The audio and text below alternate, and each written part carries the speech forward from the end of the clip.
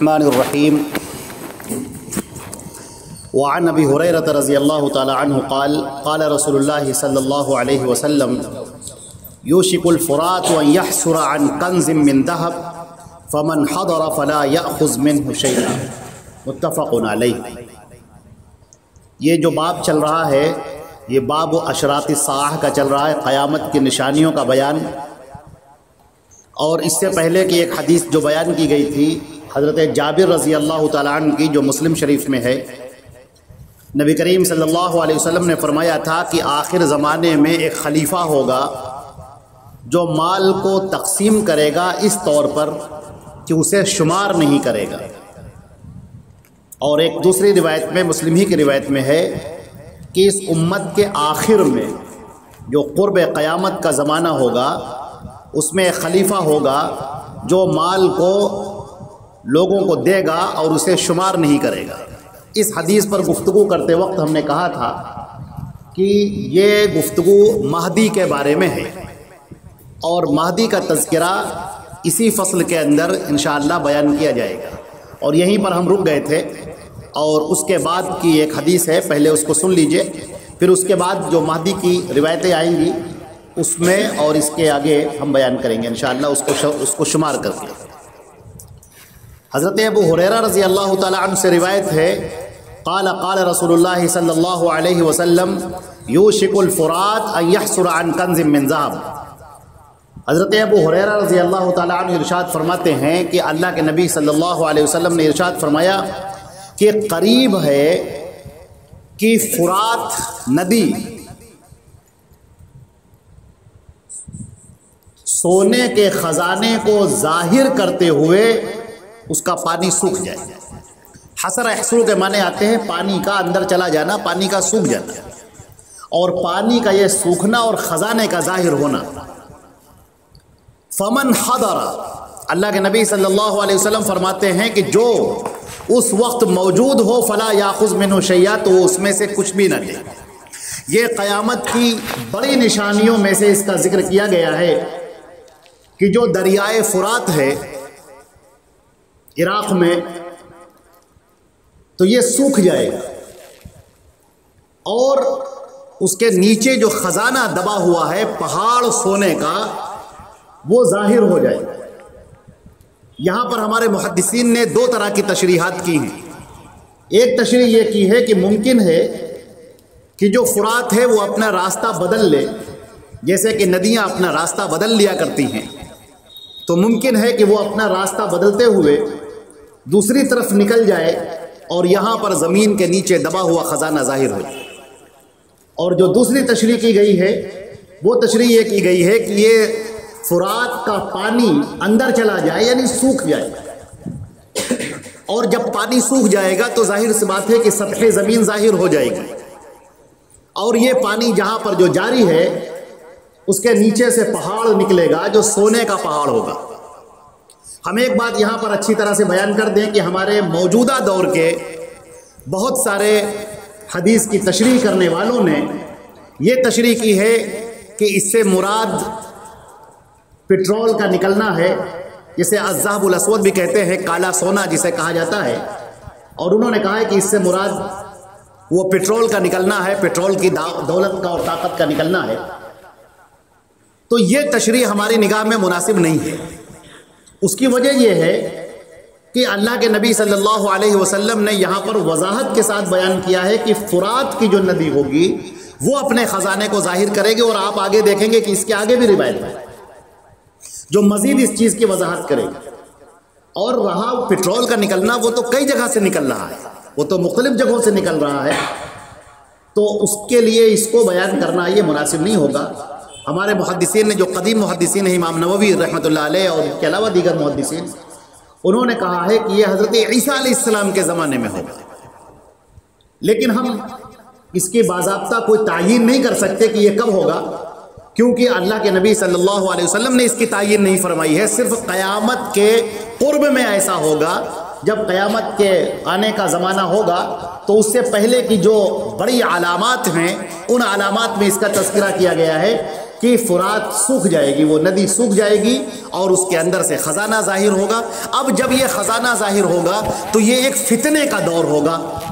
وہ جو خزانہ ہوگا وہ باعث فتنہ ہوگا، اس کے لیے لوگ لڑیں گے اور جنگ کریں گے۔ چنانچہ نبی کریم صلی اللہ علیہ وسلم نے وضاحت کی ہے کہ اس دور میں جو بھی زندہ ہو جس کے سامنے وہ خزانہ ظاہر ہو تو وہ اس میں سے کچھ بھی نہ لے، اس کو چھوڑ دے، اس لیے کہ وہ بطور آزمائش، وہ قیامت کی نشانیوں میں سے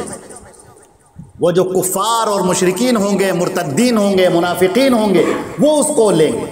اور اس کے اوپر جنگ کریں گے۔ لہذا جو صاحبان ایمان ہیں ان کو چاہیے کہ اس سے بے رغبتی اختیار کرے اور اس سے وہ دوری اختیار کرے۔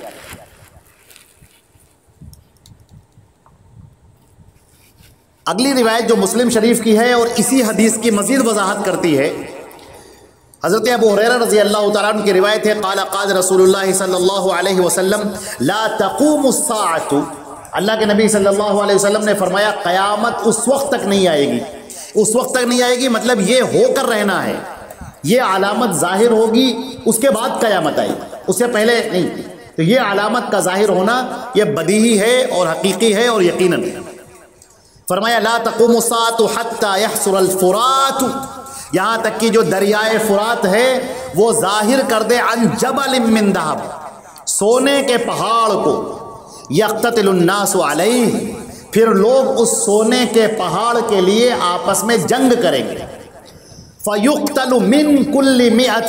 99، اور اس طور پر جنگ ہوگی کہ اگر 100 لوگ جائیں گے تو 99 اس میں سے مارے جائیں گے۔ یہ معلوم ہے کہ اتنی خطرناک جنگ ہوگی کہ مان لیجیے، فرض کر لیجئے کہ اگر 100 لوگ جاتے ہیں تو 99 مارے جائیں گے، اور یہ معلوم ہے لوگوں کو، یہ بات پتہ بھی ہے کہ ہماری موت ہو سکتی، لیکن وَيَقُولُ كُلُّ رَجُلٍ مِّنْهُمْ، ان میں سے ہر آدمی یہی کہے گا لَعَلِّ يَكُونَ أَنَا الَّذِي أَنجُو، شاید مجھے ہی یہ دولت مل جائے، مجھے ہی یہ چیز مل جائے، لہٰذا وہ اپنی جان کی پرواہ کیے بغیر وہ جائے گا اور اس کو حاصل کرے گا۔ تو آپ یہ اندازہ کر سکتے ہیں کہ کس قدر شدید فتنہ ہوگا۔ کہیں نہ کہیں ہمیں اس سے یہ بھی پتہ چلتا ہے کہ جو اس قدر جو سونے کا پہاڑ ظاہر ہوگا اور اس کو حاصل کرنے کے لیے لوگ اتنی جنگ کریں گے اور اتنی بھیانک جنگ ہوگی کہ جس میں سے اگر 100 لوگ جائیں تو 99 مارے جائیں اور پھر بھی وہ ایک آدمی آگے بڑھے گا۔ یہ چیز ہمارے سامنے یہ ظاہر کرتی ہے کہ دولت کا جو فتنہ ہوگا، مال کا جو فتنہ ہوگا، وہ کثرت سے پھیل چکا ہوگا، جس کی بنیادیں تو شروع ہو چکی ہیں، ہمارے ہی حالات میں ہم لوگ دیکھ رہے ہیں اور ہم سے پہلے سے یہ چیزیں چلی آ رہی ہیں، جہاں پر نبی کریم صلی اللہ علیہ وسلم نے یہ وضاحت کی تھی کہ من فقر اخشى علیکم، مجھے تمہارے اوپر یہ ڈر نہیں ہے کہ تم فقر و فاقہ میں آ جاؤ گے، فقر و فاقہ میں مبتلا ہونا یہ مجھے کوئی خوف اندیشہ نہیں ہے، ولکن اخشى ان تبسط علیکم الدنیا کما بسطت علی من کان قبلکم فاہلکتکم کما اہلکتہم، مگر مجھے ڈر یہ ہے کہ دنیا تمہارے سامنے کھول دی جائے اور پھر یہ تم دنیا کو حاصل کرنے میں پڑ جاؤ اور پھر تم کو یہ اسی طرح سے برباد کر دے جیسے پہلے کے لوگوں کو برباد کیا تھا۔ پہلے کے لوگوں سے مراد یہاں پر یہود و نصارہ ہے، بنی اسرائیل کے لوگ۔ آج آپ دیکھیں کہ جو دولت ہے، ہر آدمی یہ چاہتا ہے کہ ہمیں دولت ملے،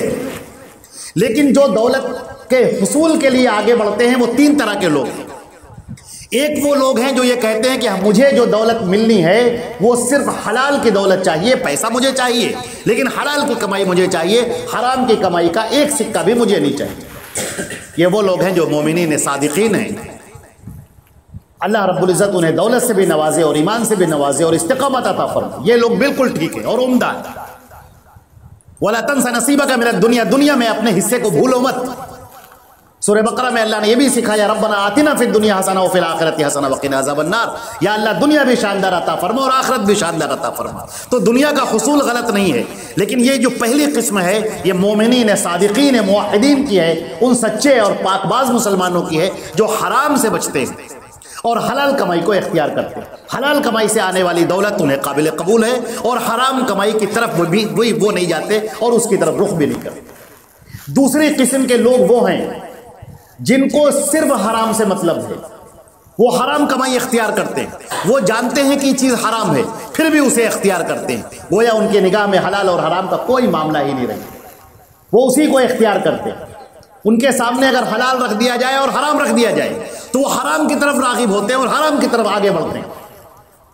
پھر ان کے حلال کی دولت ان کو اچھی نہیں لگتی۔ تیسری قسم کے لوگ وہ ہیں کہ جو اپنے دل کے اندر یہ چاہتے ہیں کہ مجھے حلال کی دولت ملے، لیکن جب ان کے سامنے حرام کھول دیا جاتا ہے تو پھر وہ نفس پر قابو نہیں کر پاتے اور پھر وہ اسے اختیار کر لیتے ہیں۔ اس حدیث کے اندر جو بیان کیا گیا ہے وہ انہی تیسرے قسم کے لوگوں کو بیان کیا گیا، کیونکہ رہ گئے حلال اختیار کرنے والے، ظاہر سی بات ہے کہ وہ تو بہت عمدہ لوگ ہوں گے، اور رہ گئے دوسرے حرمت اختیار کرنے والے جن کو یہ پرواہ ہی نہیں ہے، جو حرام کو حرام سمجھتے ہی نہیں ہیں، جن کی نگاہ میں بس یہ ہے کہ مجھے دولت آنی چاہیے، خواہ کہیں سے آئے، ہمیں پیسہ چاہیے، بس اس کے آگے کوئی بات ہی نہیں۔ ان کے سامنے جب کوئی آدمی بتاتا ہے کہ یہ حلال، یہ دیکھیے حرام کمائی ہے، یہ رشوت کی کمائی ہے، یہ سود کی کمائی ہے، یہ دوسروں کا پیسہ آپ ہمارے لے رہے ہیں کمائی ہے، تو کہتے ہیں ہمیں اس سے کوئی مطلب نہیں ہے، ہمارے پاس پیسہ آنا چاہیے، ہماری اپنی ضروریات ہیں وہ کیسے پوری ہوں گی، ہم سب کو دیکھیں گے تو پھر ہمارا کون دیکھے گا، وغیرہ وغیرہ، اس طرح کے الفاظ وہ استعمال کرتے ہیں۔ ظاہر سی بات ہے کہ ایسے لوگوں کے لیے بھی کوئی گفتگو نہیں۔ گفتگو یہاں پر ان لوگوں کے لیے ہو رہی ہے کہ فتنافسوها کما تنافسوها، اس دولت کے لیے تم مسابقہ کرو گے، آگے بڑھنے کی کوشش کرو گے،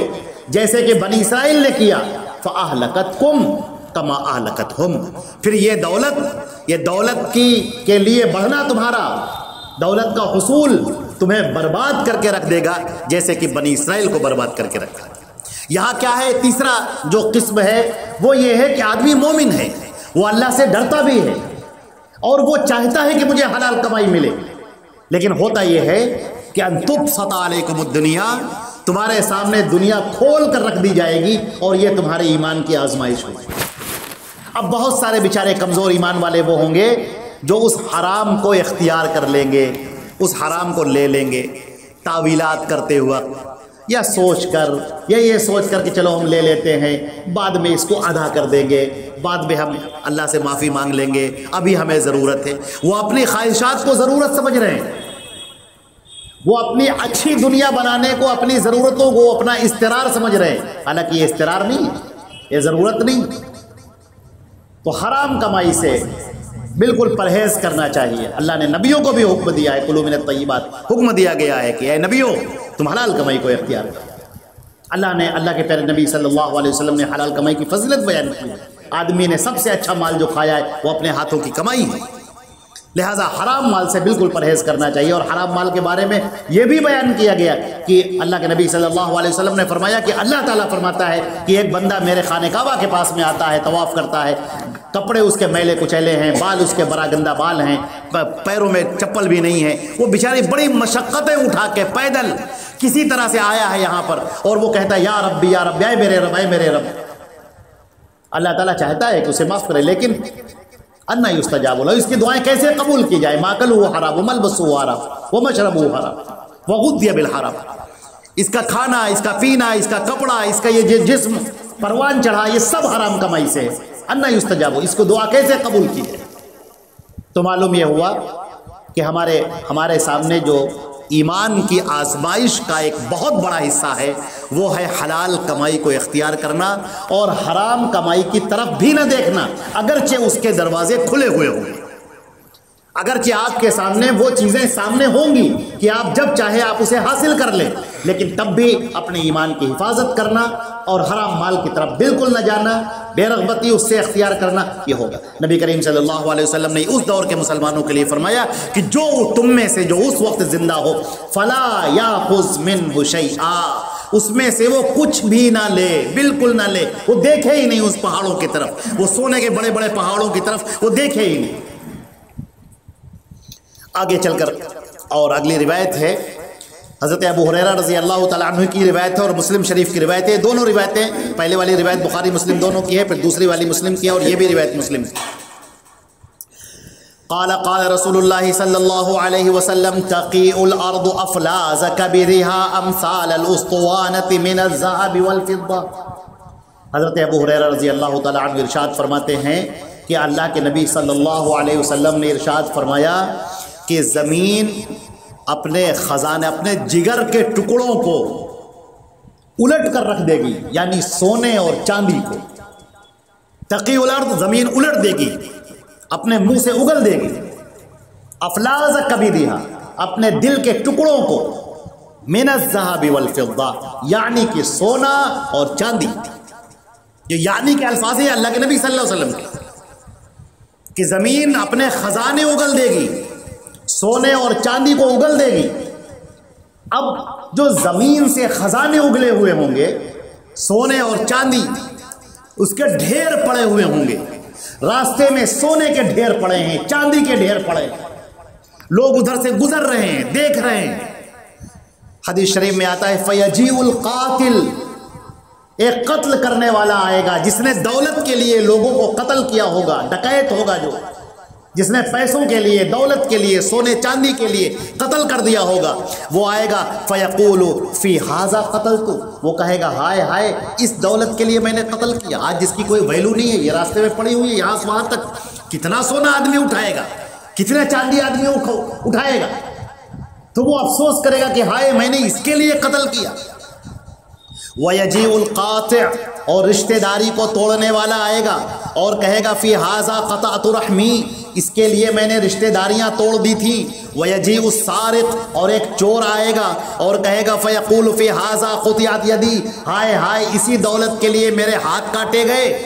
ثُمَّ يَدْعُونَهُ، پھر یہ ڈکیت، وہ قاتل، وہ قاطع رحم، وہ اس کو چھوڑ دیں گے، اس دولت کو چھوڑ دیں گے اور آگے بڑھ جائیں گے. فَلَا يَأْخُذُونَ مِنْهُ شَيْئًا، وہ اس میں سے لیں گے بھی. یہ قیامت کی اگلی علامت میں سے یہ وہ دور ہے جس کے بارے میں لوگوں نے بیان کیا ہے کہ یہ دور حضرت مہدی کا ہوگا یا عیسیٰ علیہ السلام کا ہوگا. لیکن تعین کے ساتھ ہم نہیں کہہ سکتے، کوئی بھی نہیں کہہ سکتا تعین کے ساتھ، اس لیے نہیں کہہ سکتے کیونکہ اللہ کے نبی نے تعین نہیں فرمائی. لہذا یہ قیامت کی نشانیاں یہ کب ہوں گی یا بھی اللہ تعالیٰ ہی بہتر جانتا ہے. بعض لوگوں نے کہا کہ استعارے کی زبان نہیں ہے، یہ استعارے کی زبان ہے کہ دولت کی فراوانی ہو جائے گی، لیکن صحیح بات یہ ہے کہ استعارے کی زبان نہیں ہے، یہ حقیقت کی زبان ہے اور ایسا ہوگا. کیونکہ جو بھی نشانیاں نبی کریم صلی اللہ علیہ وسلم نے بیان کی ہیں وہ اس سے پہلے کہ سب کی سب مکمل پوری ہو رہی ہیں.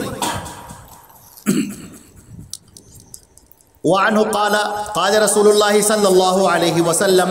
والذی نفسی بیدہ لا تذهب الدنیا حتی یمر الرجل علی القبر. حضرت ابو ہریرہ رضی اللہ تعالی عنہ ارشاد فرماتے ہیں کہ اللہ کے رسول صلی اللہ علیہ وسلم نے فرمایا اس ذات کی قسم جس کے ہاتھوں میں میری جان ہے، یہ دنیا اس وقت تک ختم نہیں ہوگی جب تک کہ ایک شخص مومن حتی یمر الرجل علی القبر، مومن وہ گزرے گا، ایک مسلمان گزرے گا، مومن نہیں ہم کہہ سکتے، ہم مسلمان کہہ سکتے. یہ تشریح اس لیے کر رہے ہیں کیونکہ مومن کا جب لفظ کہا جاتا ہے تو وہ صاحبان ایمان مراد ہوتے ہیں جن کے دل کے اندر ایمان پیوست ہو. یہاں پر بات مسلمانوں کی ہو رہی ہے جو مسلمان ہیں. اب مسلمانوں میں کتنی کیٹیگریاں ہیں، مسلمانوں کے کتنے حالات ہیں، مسلمانوں میں ایمان کا درجہ کس کا کتنا ہے، وہ آپ حضرات خود جانتے ہیں اور ہم معاشرے کے اندر دیکھ رہے ہیں. اب اس حدیث کو دیکھیے، ایسا لگتا ہے کہ یہ حدیث کسی اور زمانے کے لیے نہیں، یہ حدیث ہمارے اسی زمانے کے لیے ایسا لگ رہا ہے. یہ نبی کریم صلی اللہ علیہ وسلم کی پیشن گوئیوں کی ایسی صداقت اور ایسی سچائی ہے جس کو ہم یہ عرض کرتے ہیں کہ یہ معجزہ ہے نبی کریم صلی اللہ علیہ وسلم کا. آپ نے فرمایا کہ آدمی قبر کے پاس سے گزرے گا، بس وہیں پر ٹھہر جائے گا، فَيَتَمَرَّغُ، لوٹنے لگے گا اور کہے گا یہ یا لیتنی کنت مکان صاحب هذا القبر، کاش کاش کہ میں پہلے مر گیا ہوتا، کاش کہ اس قبر کے اندر میں لیٹا ہوتا. وہ یہ بار بار کیوں کہہ رہا ہوں. وَلَيْسَ بِهِ الدِّينُ إِلَّا الْبَلَاءُ، دین کے نام پر سوائے آزمائش کے اس کے پاس کچھ نہیں ہوگا. اس کی دو تشریحات کی گئی ہیں اس جملے میں. پہلی تشریح یہ کی گئی ہے کہ دین کی وجہ سے وہ جو صاحب ایمان ہے، دین کی وجہ سے اس کے اوپر آفتیں آ رہی ہوں گی، مصیبتیں آ رہی ہوں گی، اور واضح رہے کہ موت کی تمنا کسی کو کرنا جائز نہیں ہے سوائے یہ کہ اس کے دین کا خطرہ ہو. جب آدمی کو ایسا لگنے لگے کہ اب میرا دین اور ایمان سلامت نہیں رہے گا، پتہ نہیں اب میرا ایمان بچے گا تو نہیں بچے گا، تب ایسے موقع پر وہ موت کی تمنا کر سکتا ہے. اور اگر دنیاوی حالات سے بے تاب ہو تو اللہ سے یہ نہ کہے کہ یا اللہ مجھے موت دے، بلکہ یہ کہے یا اللہ اگر میرے لیے موت بہتر ہو تو پھر مجھے موت عطا فرما دے، اور زندگی میرے لیے بہتر ہو تو موت کو ٹال دے اور زندگی میں اضافہ کر دے۔ لیکن جب دین کے اوپر بات آ جائے، آدمی کو ایسا لگے کہ ہم کہیں کفر نہ کر بیٹھیں، کہیں ایسا نہ ہو کہ ہم شرک میں آ جائیں، تو پھر ایسے موقع پر وہ موت کی تمنا کر سکتا ہے۔ تو یہاں پر ایک تشریح کے مطابق یہاں پر وہ مومن صادق مراد ہے، سچا مومن مراد ہے کہ جس کے ایمان کا خطرہ ہو رہا ہے کہ اب اس کے ایمان کو اچک لیا جائے گا، اس کے ایمان کو لوٹ لیا جائے گا، اور اس کو ایسا لگ رہا ہے کہ ہم ایمان پر بچیں گے نہیں اب، لہٰذا وہ اللہ سے موت کی تمنا کر رہا ہے۔ دوسری تشریح کے مطابق وہ صرف ایک مسلمان ہے اور اس کا نام صرف مسلمان کا ہے، باقی لیس بہ الدین الا البلاء، دین کے نام پر اس کے پاس کچھ بھی نہیں ہے، اس کے پاس ایمان نام کی کوئی چیز نہیں ہے، دین کیا ہے اس جانتا ہی نہیں، قبر کیا ہے، آخرت کیا ہے، حشر کیا ہے، ایمان کیا ہے، توحید کیا ہے، کفر کیا ہے، شرک کیا ہے، سنت کیا ہے، نبی کیا ہے، کچھ نہیں جانتا۔ بس اس کو یہ معلوم ہے کہ ہم مسلمان ہیں اس لیے کہ مسلمان گھر میں پیدا ہو، بائی کاسٹ وہ مسلمان ہے۔ بس آپ اسے پوچھیں کہ تم مسلمان ہو، کہے گا ہاں مسلمان ہے۔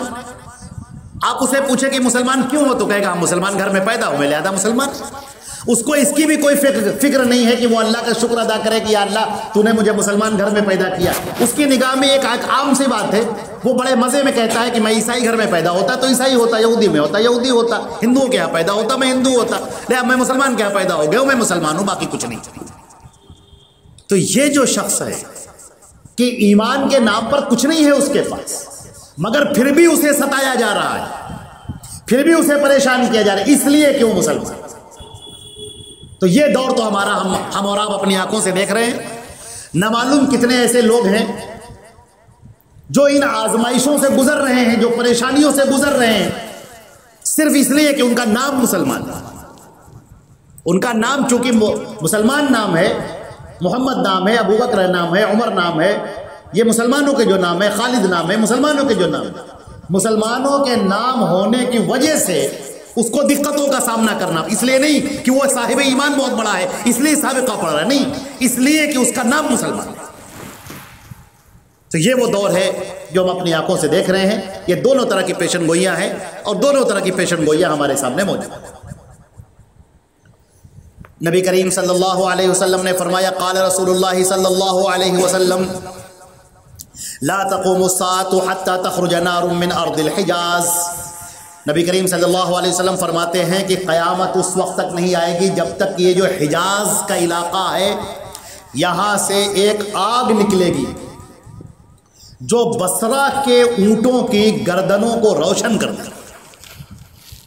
میں نے آپ کے سامنے عرض کیا کہ ہمارے نبی صلی اللہ علیہ وسلم کی جو پیشن گوئیاں ہیں،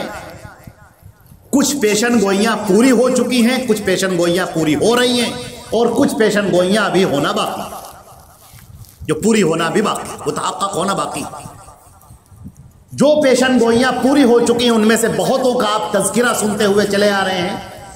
روم کا فتح ہونا، ایران کا فتح ہونا، بیت المقدس کا فتح ہونا، اور بہت ساری علامتیں ہیں، بہت ساری قیامت کی نشانیاں ہیں جو پوری ہو چکی ہیں۔ ان میں سے ایک یہ بھی علامت تھی کہ آپ نے کہا کہ حجاز میں، ارض حجاز سے ایک آگ روشن ہوگی، اور وہ آگ اس قدر تیز ہوگی، اس قدر اس کی روشنی ہوگی کہ بصرہ جو شام کا علاقہ ہے، ملک شام کا، سیریا، وہاں کے جو اونٹ بندھے ہوئے ہوں گے باڑوں میں، وہ آگ اس قدر روشن ہوگی کہ وہاں کے اونٹوں کی گردنیں روشن ہو رہی ہوں گی، چمک رہی ہوں گی۔ اور یہ واقعہ پیش آیا ہے 654 ہجری میں، ایک دم سے ایک آگ روشن ہو گئی۔ یہ آگ 50 دنوں تک قائم رہی ہے، 50 دنوں تک، تقریباً 2 مہینے، 50 دنوں تک یہ آگ قائم رہی۔ اس آگ، وہ آگ کیسے لگی کوئی نہیں جانتا، اپنے آپ یہ آگ روشن لگی۔ لوگوں نے بیان کیا ہے جو اس میں شریک تھے، انہوں نے جو اپنے بیانات دیے ہیں، ریکارڈ کرائے ہیں، جو انہوں نے بتایا کہ جب ہم اس آگ کو بجھانے کے لیے اس میں کچھ مٹی ڈالتے تھے یا پانی ڈالتے تھے تو وہ آگ اور بھڑک اٹھتی تھی، جتنی ہی اس کو بجھانے کی کوشش کی جاتی وہ اور بھڑک اٹھتی تھی۔ رات بھی ایسی لگتی تھی جیسے بالکل دن کی روشنی بالکل معلوم ہوتی تھی، اور لوگوں نے باقاعدہ بیان کیا کہ بصرہ کے اندر اونٹوں کے باڑوں میں رات کے موقع پر ہم نے اونٹوں کی گردنوں کو اس آگ کی وجہ سے چمکتے ہوئے دیکھا. جسے روشنی پڑتی، جب روشنی پڑتی ہے تو سب چمک جاتا ہے معاملہ، تو اسی طریقے سے ہم نے اس کو چمکتے ہوئے دیکھا ہے. بصرہ تک وہ روشنی آ رہی تھی. تو یہ نبی کریم صلی اللہ علیہ وسلم کی پیشن گوئی مکمل ہو چکی ہے، اور اس کے دیکھنے والوں نے اپنے بیانات ریکارڈ کرائے ہیں. لکھے یہ روایت بخاری اور مسلم دونوں کی. وعن انس رضی اللہ تعالی عنہ ان رسول اللہ صلی اللہ علیہ وسلم قال، حضرت انس رضی اللہ تعالی عنہ فرماتے ہیں کہ اللہ کے رسول صلی اللہ علیہ وسلم نے فرمایا، اول اشراط الساعہ، قیامت کی پہلی نشانیوں میں سے یہ ہے، نار، ایک آگ نکلے گی، تحشر الناس من المشرق الى المغرب، جو لوگوں کو ہانک کر لے جائے گی مشرق سے مغرب کی طرف. یہاں پر جو یہ بات فرمائی گئی، یہ روایت بخاری کی ہے، جو یہ بات فرمائی گئی کہ ایک آگ، یہ اول اشراط الساعہ، قیامت کی نشانیوں میں سے پہلی نشانی. قیامت کی دو طرح کی نشانیاں بیان کی گئی ہیں. ایک وہ نشانی جنہیں ہم کہتے ہیں علامات صغریٰ، اور ایک ہے علامات کبریٰ، جو چھوٹی نشانیاں، اور ایک بڑی نشانیاں. تو قیامت کی بڑی نشانیوں میں سے یہ نشانی ہے،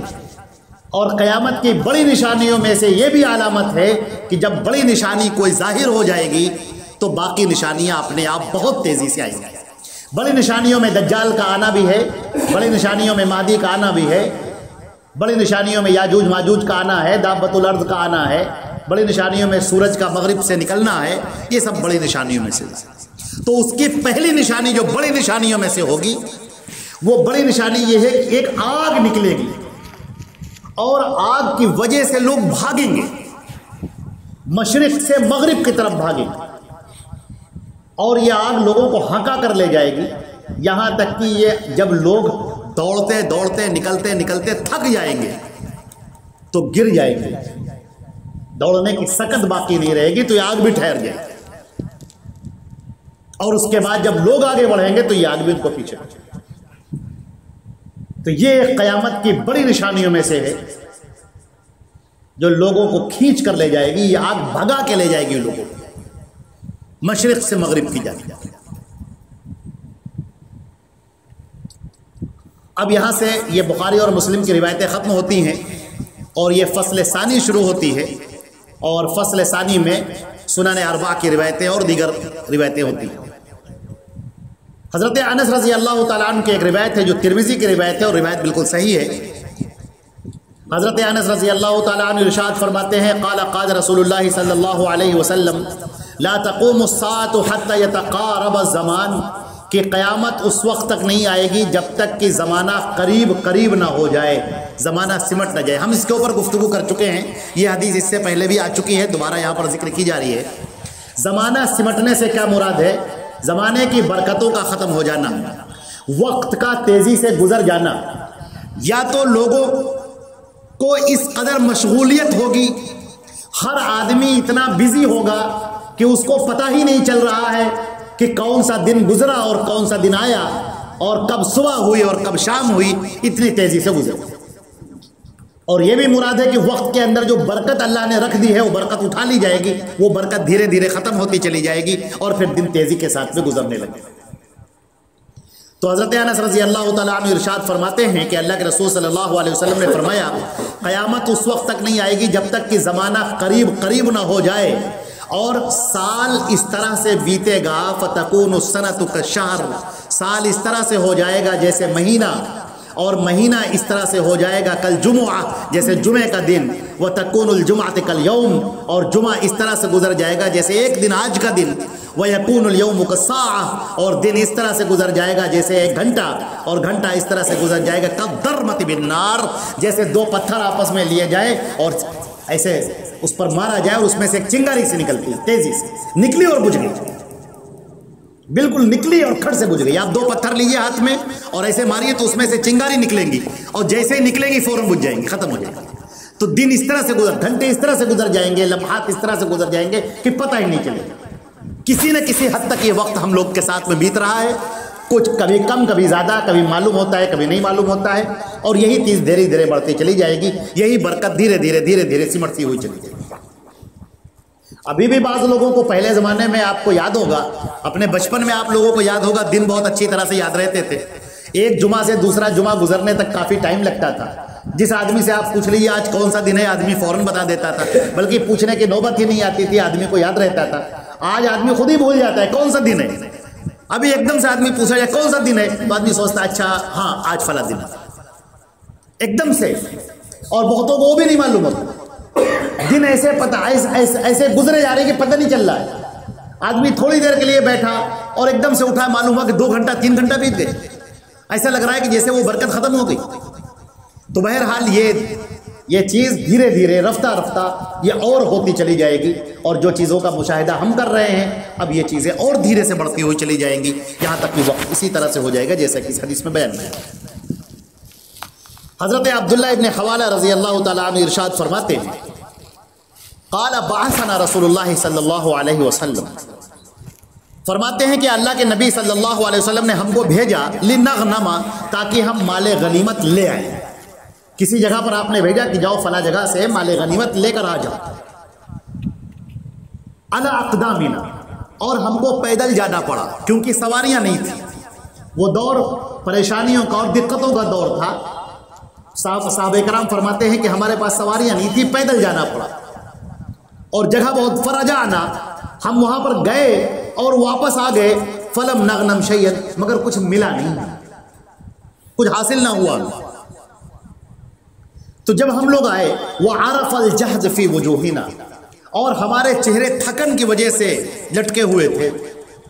آثار تھکن آثار تھکاوٹ ہمارے اوپر ظاہر تھے۔ جب نبی کریم صلی اللہ علیہ وسلم نے دیکھا تو آپ کی تو بہت دور کی نگاہ تھی، آپ فوراً آپ نے بھانپ لیا کہ یہ لوگ بیچارے کس پریشانی میں گئے، پیدل واپس آئے، بھوک پیاس دھوپ گرمی برداشت کرتے ہوئے آئے اور مال غنیمت بھی نہیں ملا۔ فقام فینا، تو اللہ کے رسول صلی اللہ علیہ وسلم کھڑے ہو گئے، فقال، اور کہنے لگے، اللہم لا تکلہم الیہ، اے اللہ تو ان کو ہمارے حوالے نہ کر، فاضعف، میں کمزور ہو جاؤں گا۔ یعنی اب خبرگیری کرنے کے لیے پروردگار اب مجھے یہ ذمہ داری نہ دے، میں کیسے خبرگیری کروں، ایک کے بارے میں کیسے خبردار رہوں، اے اللہ میں کمزور ہو جاؤں گا۔ ولا تکلہم الی انفسہم، اور ان کو ان کے نفس کے حوالے نہ کر، فیعجزوا عنہا، ورنہ یہ عاجز ہو جائیں گے۔ لا تکلہم الی الناس، اے اللہ ان کو لوگوں کے حوالے مت کر، فیستأثروا علیہم، ورنہ لوگ ان پر خود کو ترجیح دیں گے۔ ثم وضع یدہ علی راسی، پھر حضرت عبداللہ ابن حوالہ رضی اللہ تعالیٰ عنہ فرماتے ہیں کہ اللہ کے رسول صلی اللہ علیہ وسلم نے اپنا دست مبارک، اپنا ہاتھ میرے سر پہ رکھا اور کہنے لگے، یا ابن حوالہ، اے حوالہ کے بیٹے، اذا رأیت الخلافت قد نزلت علی الارض المقدسہ، جب تو دیکھ لے کہ خلافت ارض مقدسہ فلسطین کے علاقے میں، ادھر بیت المقدس کے علاقے میں قائم ہو گئی، وہاں تک بس یاد رکھ، فقد دنت الزلازل والبلابل والامور العظام والساعة یومئذ اقرب من الناس من یدی ہذہ الی راسی۔ تو بس پھر اب زلزلے آئیں گے، آزمائشیں آئیں گی، بڑے بڑے معاملات ہوں گے، اور قیامت اس دن لوگوں سے ایسے قریب ہوگی جیسا یہ میرا ہاتھ تمہارے سر کے قریب۔ اس حدیث کے اندر کئی باتیں بیان کی گئی ہیں، میں 2 باتیں بیان کرتا ہوں آپ کے ساتھ۔ پہلی بات تو یہ ہے کہ اس میں نبی کریم صلی اللہ علیہ وسلم کا آپ دل دیکھ لیں، اپنی امت کی فکر دیکھ لیں۔ آج ہمارے یہاں جو بھی بڑا ہو اس کو چاہیے کہ اپنے چھوٹوں کا خیال رکھے، اگر وہ ذمہ دار ہے تو اپنے ماتحتوں کا خیال رکھے، اگر کسی کمپنی میں ہے تو اپنے ملازمین کا خیال رکھے، اس کے انڈر میں جو لوگ کام کرنے والے ان کا خیال رکھے، گھر میں اگر خادم اور نوکر چاکر ہیں ان کا خیال رکھے، اگر کسی کو کسی کام سے روانہ کرے تو اس کی پوری خبرگیری کرے۔ ان لوگوں نے کوئی شکایت نہیں کی، صحابہ کرام نے اللہ کے نبی سے کوئی شکایت نہیں کی، ایک بار بھی نہیں کہا کہ اللہ کے رسول ہم لوگ تھک گئے ہیں۔ لیکن نبی کریم صلی اللہ علیہ وسلم کی وہ نگاہیں تھیں کہ وہ دیکھ رہی تھی کہ یہ تھکن سے چور ہو چکے، لہٰذا ایک تو آپ نے ان کو ڈھارس بدھائی، ان سے محبت کی باتیں کی، ان کو ان کے انجام پر ڈانٹا نہیں، ان کی کوتاہی کبھی، ایسا نہیں ہے کہ ان کی کوتاہیاں نہیں ہوئی ہوں گی، ہو سکتا ہے کوتاہیاں ہوئی ہوں، اور بہت ممکن ہے کہ نبی کریم صلی اللہ علیہ وسلم نے اس وقت نہیں، بعد میں اس کا حساب لیا ہو، بعد میں ان سے سوال کیا ہو، بعد میں ان کو ہدایات دی ہوں کہ تم کو ایسا نہیں ایسا کر لینا چاہیے تھا، ایسا نہیں ایسا کر لینا چاہیے تھا، لیکن عین اس موقع پر جب کہ وہ پلٹ کر چلے آ رہے ہیں، تھکن سے چور ہیں، پسینے سے شرابور ہیں، اس موقع پر نبی کریم صلی اللہ علیہ وسلم ان کی ہمدردی کرتے ہیں اور یہ اندازہ لگاتے ہیں کہ یہ کس قدر تھک گئے ہیں۔ لہٰذا ہر بڑے کو چاہیے کہ اپنے چھوٹے کا خیال رکھے، باپ ہے تو اپنے بیٹوں کا خیال رکھے، بھائی ہے تو بہن کا خیال رکھے، شوہر ہے تو بیوی کا خیال رکھے، اور اسی طریقے سے جو بڑا ہے وہ اپنے چھوٹے کا خیال رکھے، بغیر کہے ہوئے اس کی ضرورتوں کو سمجھنے کی کوشش کرے۔ خاص طور سے جو شوہر حضرات ہیں وہ اپنی بیویوں کے کہنے کا انتظار نہ کریں، ان کے دکھ کو، ان کے درد کو، ان کے تھکان کو، ان کی پریشانیوں کو بغیر کہے ہوئے محسوس کریں۔ ان کو کوئی تکلیف ہو رہی ہے وہ بغیر کہے ہوئے آپ محسوس کریں۔ اور عزیزان محترم، محبت کے دو بول ہزاروں دوائیوں اور مرہموں سے بڑھ کر ہوتے ہیں۔ بسا اوقات آپ دو محبت کے بول بول دیتے ہیں، دلاسے کی چند کلمات کہہ دیتے ہیں، تسلی کی کچھ باتیں کر دیتے ہیں، کچھ محبت بھرے الفاظ اپنی زبان سے آپ ادا کر دیتے ہیں، یہ دوائیوں سے، ٹانکوں سے، مرہموں سے بڑھ کر ہو جاتا ہے۔ لہذا اس بات کا بھی خیال رکھیں، جو ہمارے نوجوان ہیں جن کی شادی نہیں ہوئی ہے، اللہ ان کی شادی جلدی کرائے، اور وہ اپنی بیویوں کا خیال رکھیں، جن کی شادیاں ہو چکی ہیں وہ اپنی بیویوں کا خیال رکھیں، بلکہ ہر جو ذمہ دار ہے وہ اپنے ماتحتوں کا خیال رکھے۔ دوسری بات جو یہاں پر بیان کی گئی، وہ بات یہ بیان کی گئی کہ قیامت کے قرب کا زمانہ جیسے جیسے آتا جائے گا، جیسے معاذ بن جبل کی جو روایت اس سے پہلے گزر چکی تھی کہ ہر آنے والا دن پہلے والے سے بہتر ہوگا، ہر گزرنے والا دن پہلے والے سے بہتر ہوگا، ہر آنے والا دن اشر منہ، اس سے زیادہ سخت ہوگا۔ تو اب ہم قیامت کے جوں قریب ہوتے چلے جا رہے ہیں، آپ یاد رکھیں کہ فتنوں کی برسات اتنی ہی تیز ہمارے اوپر ہوتی جا رہی ہے۔ اگر آپ ایک وہ بنا لیجئے، ایک میٹر بنا لیجئے کہ پہلے برسات تھوڑی ہوتی تھی، پھر اس کے بعد اور بڑھ گئی، پھر اور بڑھ گئی، پھر اور بڑھ گئی،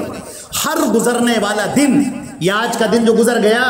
اب جو اگلا دن آئے گا وہ اس سے زیادہ مصائب، آفات لیے ہوئے آئے گا، اور یہ آفات ہمارے دین کے آزمائش ہوئی۔ یاد رکھیے گا، پریشانیوں کا صرف مطلب یہ نہیں ہوتا کہ آپ پریشانیوں سے گزر رہے ہیں، جب آپ کے بدن میں درد ہو تبھی پریشانی ہے، جب آپ قرض میں گرفتار ہو تبھی پریشانی نہیں، پریشانی آپ کے ایمان کی ہے کہ اس ایمان کی حفاظت کیسے کی جائے۔ آنکھوں کے سامنے فتنے ابلتے ہوئے چلے آ رہے ہیں، موجن کا موج البحر، جیسے سمندر کی موجیں ہوتی ہیں، اور آپ میں سے جنہوں نے بھی سمندر کو دیکھا ہوگا وہ جانتے ہیں کہ ایک موج اٹھتے ابھی زمین میں گرتی نہیں ہے سمندر میں کہ دوسری موج اس کی جگہ پر آ جاتی ہے، وہ موج پانی میں ابھی سرایت ہوتی اچانک چوتھی موج آ جاتی ہے۔ تو یہ سلسلہ لگاتار جاری رہتا ہے، ختم نہیں ہوتا، موجوں پر موجیں آتی جاتی ہیں، اور بعض موجیں ایسی ہوتی ہیں جو بڑے بڑے جہازوں کو ڈبو دیتی۔ تو دور جو ہمارے سامنے موجود ہے، اس دور میں اپنے ایمان کی آزمائش، ہمارے ایمان کی آزمائش ہے، اور ہمیں اپنے ایمان کی فکر کرنے کی ضرورت ہے۔ سب سے پہلے اپنے ایمان کی فکر، اس کے بعد اپنے اہل و عیال کی فکر، اور اس کے بعد پھر اپنے رشتہ داروں کی، دوستوں کی، احباب کی، بستی کی، علاقے کی، قریہ کی، ملک کی، گاؤں، سب کی فکر کرنے کی ضرورت ہے اس کے بعد۔ لیکن پہلے جو ہے علیکم خوئست انفسکم، سب سے پہلے اپنے آپ کی پرواہ کرنا، جیسے کہ اس سے پہلے کی روایتیں گزر چکی ہیں آپ کے ساتھ۔ ہمیں اپنے ایمان کی فکر کرنی ہے، اور اپنے بچوں کی جو نسل ہمارے سامنے آ رہی ہے، ہم تو گزرتے جا رہے ہیں، اب تو ہم قبر کے قریب ہوتے چلے جا رہے ہیں، ہر آنے والا دن ہم کو قبر سے قریب کر رہا ہے۔ ہم کو فکر یہ کرنی ہے کہ جتنے ہمارے دن بچے ہیں وہ ایمان پر سلامتی کے ساتھ گزر جائیں، اور ہمیں اپنے بچوں کی فکر کرنی ہے کہ یہ کیسے ایمان پر سلامت رہیں گے۔ کیا ان کو توحید معلوم ہے؟ کیا ان کو شرک معلوم؟ کیا ان کو معلوم ہے کہ یہ توحید ہے اور یہ شرک ہے؟ کہیں ایسا تو نہیں کہ جو شرک ہے یہ اسی کو توحید سمجھ رہے ہیں؟ کہیں ایسا تو نہیں کہ قبر پر سجدے کرنے کے بعد، قبر کا طواف کرنے کے بعد، قبر پر چادر چڑھانے کے بعد، قبر پر ہاتھ اٹھا کر دعائیں کرنے کے بعد وہ یہ کہہ رہے ہوں کہ نہیں ہم تو توحید پر سے ہیں، جب ہم بتوں کی پوجا کرتے تو ہم مشرک ہوتے؟ کہیں ایسا تو نہیں کہ ابو جہل اور ابو لہب کے شرک کو یہ سمجھ ہی نہ پا رہے ہوں، ہبل اور لات اور عزا کے شرک کو یہ سمجھ نہ پا رہے ہوں؟ ہمیں ہمدردی ہونا چاہیے، ہم بات ہمدردی کی کر رہے ہیں، ہم بات اس کی کر رہے ہیں کہ اگر ہمارے بہت سارے لوگ نہیں جانتے ہیں تو انہیں جاننا چاہیے. ہمارے بچے اگر توحید کے بارے میں نہیں جانتے ہیں تو انہیں جاننا چاہیے. یہ اولین سبق ہے جو ان کو دینا چاہیے. وہ توحید کو جانے, اللہ رب العزت کو جانے, اس کی صفات کے بارے میں جانے, اللہ رب العزت کے وحدہ لا شریک لہ ہونے کو جانے, نبی کی رسالت کو جانے. پھر توحید, اور پھر توحید کہاں پر ختم ہو کر شرک کے ڈانڈے شروع ہو جاتے ہیں, توحید ختم اور شرک شروع, اس کو جانے. شرک کی قسموں کو جانے, شرک فی تصرف کیا ہے, شرک فی العلم کیا ہے, شرک فی العبادت کیا ہے, شرک فی العادت کیا ہے, ان کو جانیں. اور ان کا جاننا بہت زیادہ ضروری ہے. ہمیں اپنے بچوں کی ایمان کی فکر کرنی ہوگی, ان نسلوں کی فکر کرنی ہوگی سنجیدگی کے ساتھ. جیسے ہم اپنے بچے کے فیوچر کے لیے فکر کرتے ہیں کہ ہمارا بچہ پڑھ لکھ جائے, اچھے سے اچھے اسکول میں جائے. اگر بچہ ہوم ورک اسکول سے نہیں مل رہا ہے تو ہم پیرنٹس فوراً پہنچ جاتے ہیں شکایت لے کر کہ ہمارے بچے کو یہ کام کیوں نہیں دیا گیا, ہمارے بچے کو یہ ورک کیوں نہیں ملا, ہمارے بچے نے اس ایکٹیویٹیز میں حصہ کیوں نہیں لیا, ہمارے بچے کے اوپر اس طرح کی فکر کیوں نہیں کی گئی, ایکسٹرا کلاسز لے کر اس کو مضبوط کرنے کی فکر کیوں نہیں کی گئی, اس ٹیسٹ میں اس کا نمبر کم آئے ہیں, نمبر کیوں کم آئے ہیں. یہ جو ہم فکر کرتے ہیں, اس طرح سے ہم کو فکر کرنے کی ضرورت ہے کہ ایمان کا پارا کیسا ہے. ہمارے بچے نے نماز پڑھی کہ نہیں پڑھی, ہمارے بچے نے نماز ادا کی کہ نہیں ادا کی, ہمارا بچہ قرآن پاک کی تلاوت کر رہا ہے کہ نہیں کر رہا ہے, ہمارا بچہ نبی کے بارے میں جانتا ہے کہ نہیں, دین کے بارے میں اس کو معلومات ہیں کہ نہیں, شرک کے بارے میں معلومات ہیں کہ نہیں, سنتوں کو جانتا ہے کہ نہیں. اگر وہ مسجد سے جڑا ہوا نہیں ہے تو مسجد سے آئے, جمعے کے خطبات میں شریک ہو, علماء کی محفلوں میں بیٹھے شریک ہو, قرآن اور حدیث کے دروس میں شریک ہو, اور صحیح اور مستند علم کو حاصل کرے. اور یہ فکر آپ کو کرنی پڑے. یہ ہمارے تمام مسلمان بھائیوں کی ذمہ داری ہے, تمام اصحاب ایمان کی ذمہ داری ہے کہ وہ اپنی اس آئندہ آنے والی نسل کی فکر کریں, کیونکہ خطرے اور بڑھتے جا رہے ہیں, آزمائشیں اور بڑھتی جا رہی ہیں, فتنے اور آتے جا رہے ہیں. آپ ان کو چھوڑ مت دیجئے زمانے کے حوالے, آپ ان کو ان ہواؤں میں بہنے کے لیے چھوڑ مت دیجئے, بلکہ اس کی فکر کیجئے. جیسے ڈوبتے ہوئے کو سہارا دیا جاتا ہے, ویسے آپ اس کو سہارا دیں, اس کو پکڑیں, اس کو ڈوبنے نہ دیں ان فتنوں کے اندر. ان مبتلا شرک ہونے مت دیں اس کو. اگلی روایت حضرت ابو ہریرہ رضی اللہ تعالیٰ عنہ کی ہے, مگر یہ روایت صحیح نہیں ہے اور یہ روایت ضعیف ہے, اور اس کے اندر رمیح الجزامی ایک راوی ہے جو کہ ضعیف ہے, لہذا ہم اس روایت کو نہیں پڑھیں گے اور اس کے اوپر کوئی تشریح نہیں کریں گے. اس کے بعد اگلی جو روایت ہے وہ حضرت علی رضی اللہ تعالیٰ عنہ سے مروی روایت ہے, مگر یہ بھی روایت صحیح نہیں ہے, یہ بھی روایت ضعیف ہے. فرح ابن فضالہ اس کے اندر راوی ہے, وہ ضعیف ہے. اگلی روایت جو ہے وہ صحیح ہے اور وہ مہدی کے بارے میں ہے. پہلے ہم ایک روایت آپ کے سامنے پڑھتے ہیں, پھر مہدی کی پوری واقعہ آپ کے سامنے, پوری بات آپ کے سامنے بیان کرتے ہیں تاکہ حق باطل سے واضح ہو جائے. حضرت عبداللہ ابن مسعود رضی اللہ تعالی عنہ فرماتے ہیں, قال رسول اللہ صلی اللہ علیہ وسلم, اللہ کے رسول صلی اللہ علیہ وسلم نے فرمایا, لا تذهب الدنیا, دنیا اس وقت ختم نہیں ہوگی, حتی یملک العرب رجل من اہل بیتی, جب تک کہ عرب کا مالک, عرب کا خلیفہ ایک ایسا شخص نہ ہو جائے جو میرے اہل بیت سے ہوگا, یواطی اسمہ اسمی, اس کا نام میرے نام پر ہوگا. یہ روایت ترمذی کی ہے اور ابو داؤد کی. اور ایک روایت میں ہے کہ اگر دنیا ختم ہونے میں ایک دن بھی باقی رہ جائے گا تو اللہ اس دن کو لمبا کر دے گا, یہاں تک کہ ایک شخص اس کے اندر پیدا ہو جو میرے گھر والوں سے ہوگا, اہل بیت سے ہوگا, اور اس کا نام میرے نام پر ہوگا, اس کے والد کا نام میرے والد کے نام پر ہوگا, جو دنیا کو عدل اور انصاف سے بھر دے گا جبکہ وہ ظلم و جور سے بھری جا چکی ہے. یہ روایت, اور اب وہ پہلی روایت جو ہم نے آپ کے سامنے پڑھی تھی, جو پچھلے درس میں بھی پڑھی تھی اور یہاں پر بھی, کہ نبی کریم صلی اللہ علیہ وسلم نے فرمایا کہ عنقریب آخری زمانے میں ایک خلیفہ ہوگا جو مسلمانوں میں ہوگا اور مال کو تقسیم کرے گا اور اسے شمار نہیں کرے گا. اب ہم یہاں پر ایک بات مختصراً عرض کر دیں کہ مہدی کا یہ نام ہے, یہ تو لقب ہوگا, اصل ان کا نام محمد ہوگا اور والد کا نام عبداللہ ہوگا، اور وہ اہل بیت سے ہو۔ یہ قیامت کی نشانیوں میں سے ایک نشانی ہے کہ ایک وہ دور آئے گا جب دنیا ظلم و ستم سے بھر چکی ہوگی، مسلمانوں کے اوپر مصائب کی بارش ہو رہی ہوگی اور مسلمان مبتلا آزمائش ہوں گے، اور ہر جگہ ان کے اوپر دقتیں اور پریشانیاں آ رہی ہوں گی۔ آخر کار پھر اللہ کا یہ فیصلہ ہوگا کہ اب مسلمانوں کا عروج کا وقت آ گیا ہے، لہذا مسلمانوں کے اندر سے ایک خلیفہ ہوگا مدینہ منورہ میں، اہل حجاز میں، عرب میں، جس کا نام محمد ہوگا اور والد کا نام ان کے عبداللہ ہوگا، اور وہ نبی کریم صلی اللہ علیہ وسلم کے خاندان سے ہوں گے، پیشانی جن کی روشن ہوگی، ناک جن کی لمبی ہوگی، اور وہ خلافت سے بھاگ رہے ہوں گے، اور لوگ انہیں خلیفہ بنائیں گے اور کہیں گے نہیں خلیفہ آپ ہی بنیں۔ اس کے بعد جب وہ خلیفہ بن جائیں گے تو ان کی مخالفت کے لیے لوگ اٹھ کھڑے ہوں گے، لیکن مخالفت کے لیے جو لوگ اٹھ کھڑے ہوں گے وہ سب ان کے مقابلے میں ناکام ہوں گے اور شکست فاش سے دوچار ہوں گے۔ یہ جو مختصر سی بات آپ کے سامنے عرض کی گئی، اس کے بعد انہی کے دور میں حضرت عیسیٰ علیہ السلام کا نزول ہوگا، اور انہی کے دور میں پھر دجال کا نکلنا ہو، مہدی کا جو آخری دور ہوگا وہ دجال کا نکلنا ہوگا۔ مہدی ہر ایک پر فتح پاتے ہوئے جائیں گے، مسلمانوں کی خلافت کا زمانہ ہوگا، مسلمانوں کے عروج کا زمانہ ہوگا، اور انتہائی عمدہ زمانہ ہوگا وہ، اور اس کے بعد پھر دجال نکلے گا اور مہدی اس سے جنگ کریں گے اور شکست کھائیں گے، اور اس کے بعد پھر حضرت عیسیٰ علیہ السلام آسمان سے اتریں گے، اور اس کے بعد وہ دجال کو قتل کریں گے،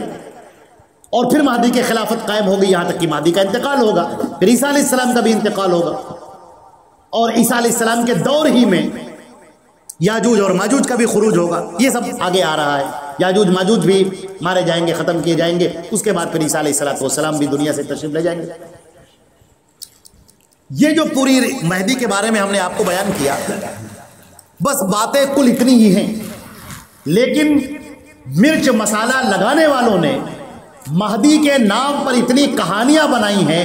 اتنے افسانے تراشے ہیں، امام مہدی کے نام سے باقاعدہ لوگوں نے دعائیں ایجاد کی ہیں، باقاعدہ لوگوں نے کہانیاں بنائی ہیں کہ حضرت حسن کے خاندان سے جو ایک شخص گزرے ہیں وہ بچپن ہی میں غائب ہو گئے، جنہیں وہ امام غائب کہتے ہیں، اور عراق میں سر من را نام کا ایک جو پہاڑ ہے اس کے اندر وہ چلے گئے، اب وہ نکلیں گے وہاں سے۔ اب جو کہانیاں بنائی گئی وہ اسی پر رکی نہیں، آج بھی لوگ وہاں پر چراغ جلاتے ہیں جا کر، اور اس میں وہاں سے نکلنے کا انتظار کرتے ہیں، اور ان کا عقیدہ یہ ہے کہ ہم یہاں سے ہی مہدی کو جو پکارتے ہیں وہ سب سنتے ہیں، اور یہ بھی عقیدہ بنایا گیا کہ اس دنیا میں جو کچھ بھی ہو رہا ہے وہ امام مہدی کو اس کی خبر ہے۔ پھر ایک دن بنایا گیا جس کے اندر مہدی کے نام خط لکھے جاتے ہیں، اور خط لکھنے کے بعد اس کو دریا میں بہایا جاتا ہے، اور ایک بہت بڑے عالم صاحب کی جو بہت ہی معتبر عالم تھے، ابھی انتقال ہوا، ان کی میں نے تقریر اپنے دونوں کانوں سے سنی۔ انہوں نے کہا کہ بھائی ہمارے اوپر کچھ لوگ اعتراض کرتے ہیں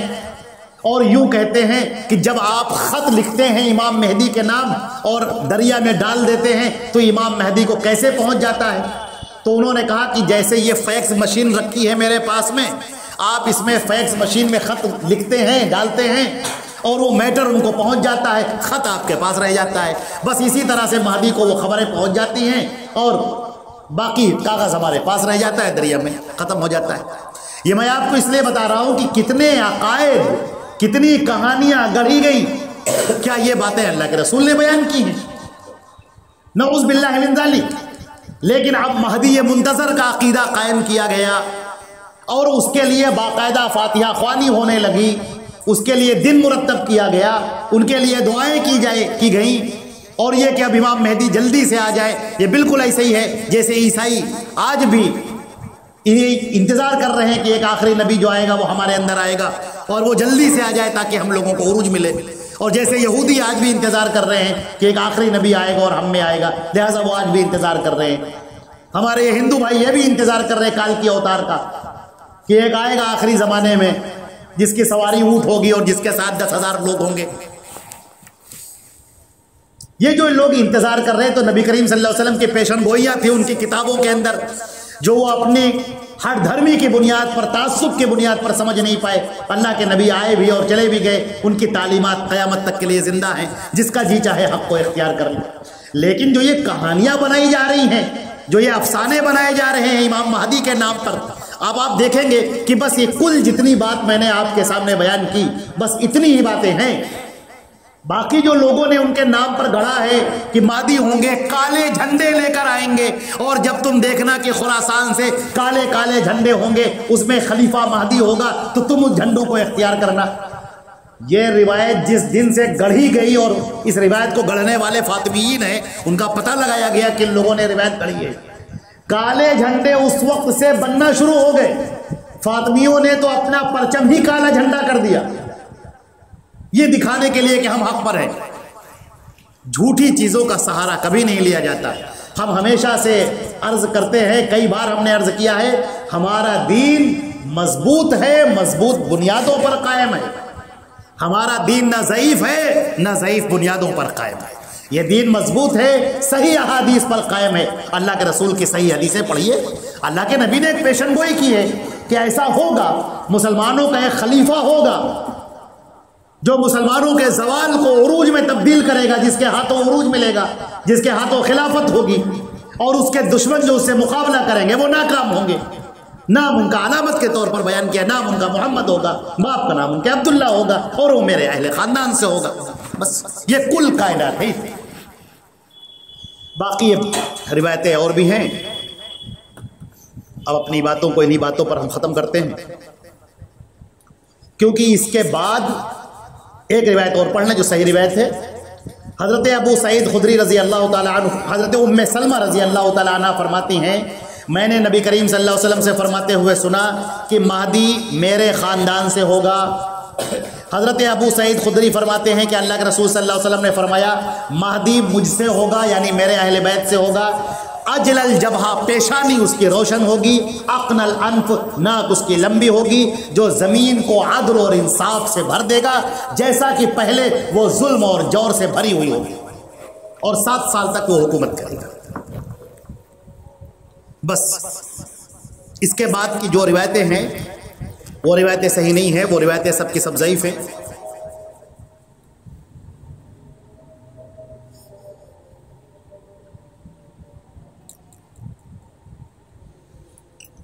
इसमें से जो एक दो रिवायतें रह गई वो अब बाद में पेश करेंगे, और अब नया बाब शुरू हो जाएगा।